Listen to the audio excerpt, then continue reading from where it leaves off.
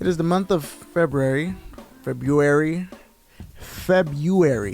You stupid! And we got some crazy drops coming out when it comes to the world of video games.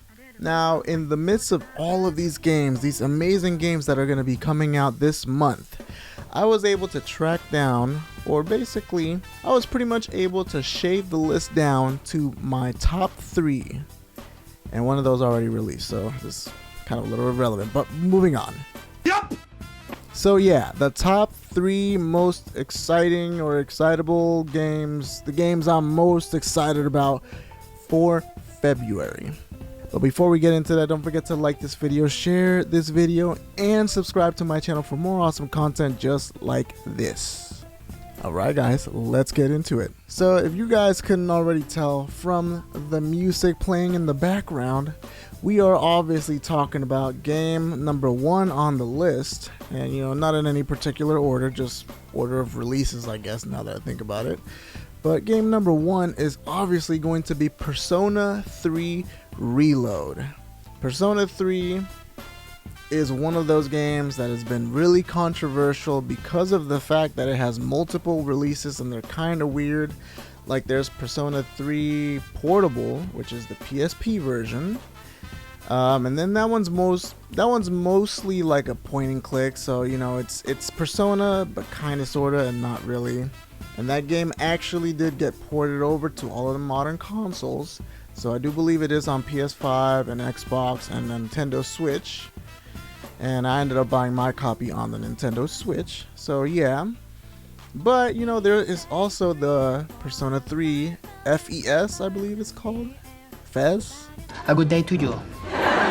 And that is actually, from what I've been hearing, that is the best way to play the game because it's an actual game. It's not a point and click. It is basically, they added like actual gameplay, I guess, to oversimplify things. They added actual gameplay that's not point and click. And on top of that, they also added a lot of extra stuff too. So I think there's a secret ending and there's a new other character.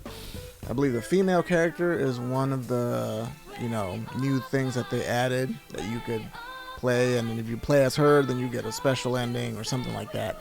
It's complicated, but we got a remake and it just came out. It came out last week.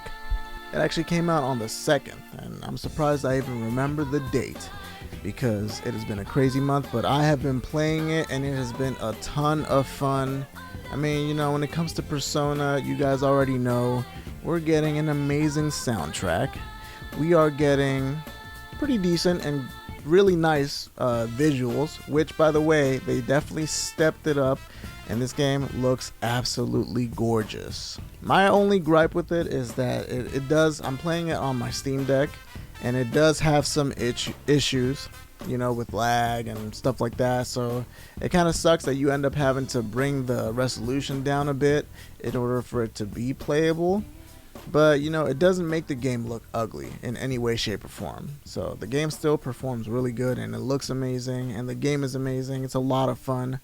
I have been enjoying it, and I mean, there's nothing more that needs to be said about that. I mean, Persona just speaks for itself. It's an amazing game, chock full of awesome characters, unique characters. They do have a little bit of their templates, if you know what I mean, but for the most part they have really good character development. And on top of that, it's just fun living the life of a Japanese student and doing all that kind of stuff. So yeah, Persona 3 Reload. If you guys haven't picked this game up, you should absolutely pick it up, especially if you are a JRPG fan or if you're a Persona fan. I mean, I shouldn't even be having to tell you anything, really. Number 2 is going to be Mario vs. Donkey Kong. I know this might seem a little out of left field, but I actually do enjoy games that slow the pace down a little bit. They're kind of like puzzle solving games. One of my favorite ones, and it's also a Mario game, was Captain Toad Treasure Tracker. I absolutely loved playing that game, and I and everybody else that played Super Mario 3D World probably thought the same thing because they had the Toad levels in that game. So they literally just made a whole game and it's got all these cool unique levels. And this is a bit of the same thing. It is literally solving puzzles, like you play as Mario, and it is just a gorgeous game. It looks like it's going to be a lot of fun, and it is kind of like that mindless, you don't really have to think too much. It's not really that big of a storyline or anything crazy like that. It is just fun gameplay, cool mechanics, gorgeous visuals, and just some plain old simple Mario fun. Now, if I'm correct, I believe that the Mario vs. Donkey Kong games go back as far as the Game Boy games. I think that's when they dropped the first one. And they are obviously paying homage to the OG Mario game. The Mario, the game where you're Mario and you have to rescue Peach from Donkey Kong for whatever reason. Like the super old school games on the Nintendo. So yeah, these games are going to be a lot of fun. And I, for one, am looking forward to it. And I believe it comes out like either next week or in a week and a half. I think it's like the 18th. Somewhere around there. That's when it comes out. So yeah, this game is obviously going to be high on your list if you are a Mario fan and if you are a puzzle games fan. So, if you are into those type of games, this is definitely for you. And if you're not, it's not really that expensive of a game. It's only like $50, whereas, compared to what we're paying now, it's $70 per game. That's not that bad of a game. I would say it's a safe gamble. You got nothing to lose. It's a great game to pick up, and you should definitely pick it up. Alright guys, and we have the number 3 spots, and honestly the most anticipated game on this list. It is Final Fantasy VII Rebirth. Now this game is obviously something I have been a huge fan of. Like, I absolutely love Final Fantasy VII. I've beaten that game so many times. I've even beaten Final Fantasy VII Remake a couple times. I think I beat it like 2 or 3 times already. And I just love it. And it is literally a continuation, but so much more than the remake was. So Rebirth continues right after, like literally right after you leave Midgard. We have that flashback of Cloud telling the story of why he hates Sephiroth and why Sephiroth is such a douchebag, all of that good stuff. And that is actually where the demo picks up. And I wasn't going to play the demo, but then they said that there's a certain item that you're only going to be able to get in the demo. I think it's like a Cactuar bangle or something like that. It's an accessory, and I wanted to have it, so I downloaded it and I played it, and oh my gosh, this game is going to be amazing. This game is going to be absolutely amazing. For starters, you actually get to play as Sephiroth, which is amazing.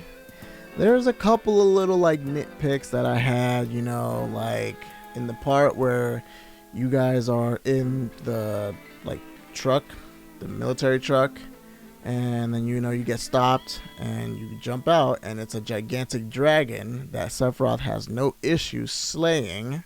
They did kind of change that a little bit. They added 2 big monsters and you had to fight them, so it was a little bit different, but that's just me.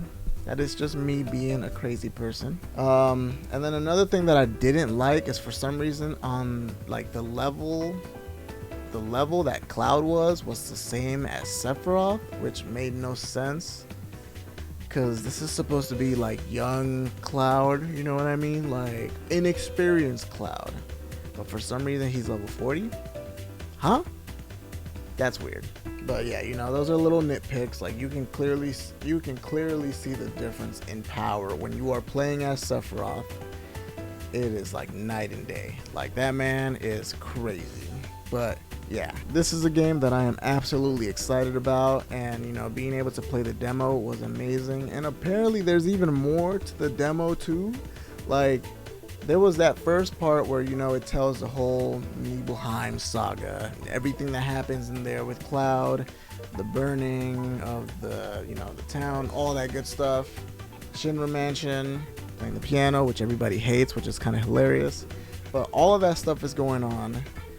And then on top of that, after you beat the demo, it basically tells you, it shows you a sneak peek of what's to come, and then it tells you that there is going to be another episode that you get to play. So like another continuation of the demo. That hasn't come out yet, hasn't been released yet, but hopefully it will be released in like a week or two. I mean, the game is going to come out in like 3 weeks, so I don't think they would make us wait that long, right? All in all, I say this to say that I am absolutely excited. I cannot wait to get my hands on Final Fantasy VII Rebirth. This game is going to be a masterpiece, and I can already tell based off of that tiny little demo that we got to play. So yeah. Alright guys, thank you guys so much for watching the video, and as always, don't forget to like this video, share this video, and subscribe to my channel for more awesome content just like this. And don't forget to let me know, what games are you guys looking for? What games are you guys most excited about in February? Alright guys, we will see you on the next video. Peace! The reunion is at hand.